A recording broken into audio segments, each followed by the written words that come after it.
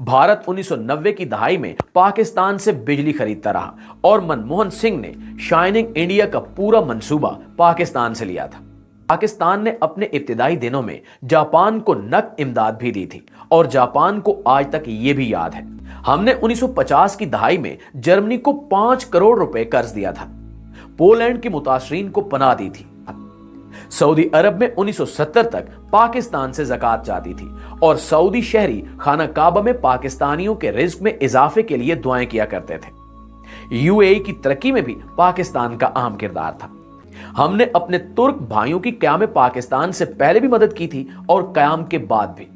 तुर्की के ज्यादातर उमरा फौजी अफसरों और सियासतदानों के बच्चे पाकिस्तान में तालीम हासिल करते थे। हमने इस्तांबुल में पहला बोइंग त्यारा उतारा था और तुर्की ने इसके लिए एयरपोर्ट पर नया रनवे बनाया था और पूरी काबीना इसके इस्तकबाल के लिए एयरपोर्ट आ गई थी। हमने मोरक्को, ट्यूनिस और अल जज़ायर की आजादी में भी किरदार अदा किया था। पाकिस्तान ने इनकी सियासी क़यादत को पासपोर्ट भी दिए और अक़वाम मुत्तहिदा में अपने बेंच से इन्हें खिताब का मौका भी दिया। चीन का दुनिया के साथ राब्ता कराया था। पीआईए दुनिया की पहली एयरलाइन थी जिसने चीन की सरजमीन को छुआ था और मौजे तंग ने एयरपोर्ट पर आकर हमारी फ्लाइट का इस्तकबाल किया था। हमने मौजे तंग को जाती इस्तेमाल के लिए जहाज भी गिफ्ट किया था और यह जहाज आज भी चीन के म्यूजियम में पाकिस्तान के शुक्रिया के साथ खड़ा है।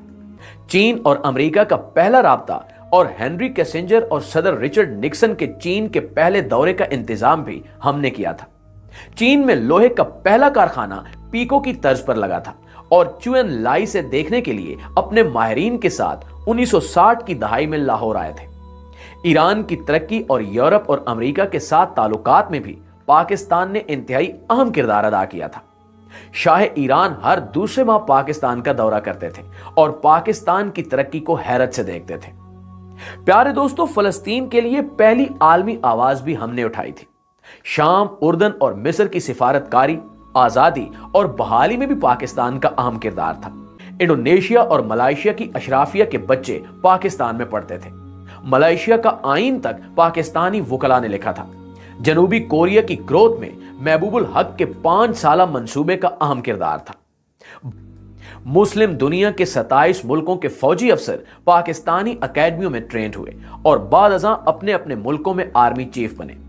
यूएई के फरमारवा ज़ैद बिन सुल्तान अल नहान 1970 की दहाई तक पाकिस्तान के दौरे पर आते थे तो इनका इस्तकबाल कमिश्नर रावलपिंडी करता था।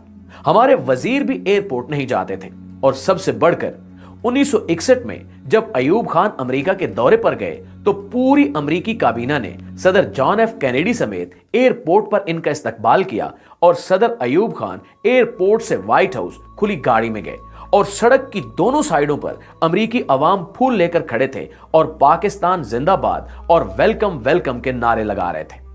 नाज़रीन, पाकिस्तान ने एक दौर ऐसा भी देखा है जब दुनिया हैरत से इसकी तरफ देखती थी और ये जर्मनी और जापान जैसे मुल्कों को कर्जे और इमदाद देता था। लेकिन फिर इस मुल्क पर एक ऐसा दौर आया जिसमें हम $1 अरब के लिए दुनिया के दरवाजे पर भिखारी बनकर बैठे हैं और दुनिया हमें गरूर और नफरत से देख रही है। एक वक्त था जब हम वीजे के बगैर पूरी दुनिया में सफर करते थे और एक वक्त अब है जब हमें अफगानिस्तान के वीजे के लिए भी कतारों में खड़ा होना पड़ता है।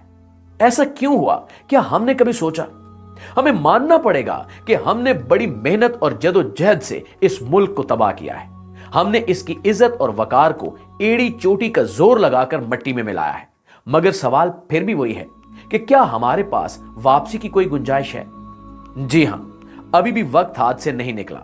हम ताहाल एक कौम हैं और हमारा जोग्राफिया भी बहाल है। लिहाजा हम अगर आज भी नींद से जाग उठें, अपने हाल पर आज भी रहम करें तो हम 10-20 सालों में दोबारा इस लेवल पर आ सकते हैं जिस पर हम दूसरे मुल्कों को इमदाद और कर्ज दें। जी तो